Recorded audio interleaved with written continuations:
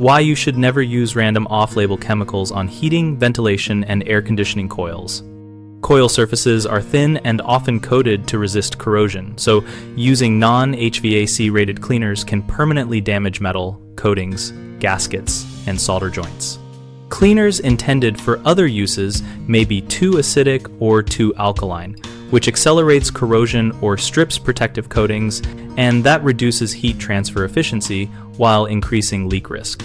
Always select an HVAC-rated coil cleaner that lists coil materials on the label and follow the manufacturer instructions for dilution, dwell time, and neutralization to avoid residue that traps moisture.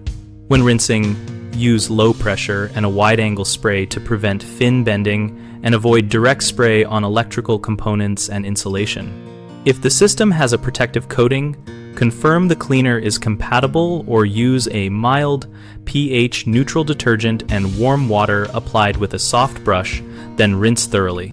For systems with difficult deposits, consult the equipment manufacturer or a trained technician who can use approved chemical treatments or mechanical cleaning methods without damaging the coil. Common mistakes include using household acidic cleaners that etch copper and aluminum, which leads to pinhole leaks. So swap those for HVAC-rated products and neutralize as directed. A second mistake is overpressuring rinse water and bending fins or pushing debris deeper, so always use low-pressure rinsing techniques and a fin comb if needed to straighten fins afterward. A third mistake is neglecting to protect nearby electrical parts and insulation, which can short or degrade. So cover or isolate those components before cleaning and dry the area completely before restoring power. BigHomeProjects.com connects homeowners with local contractors and provides tools to find candidates matched to the job and location.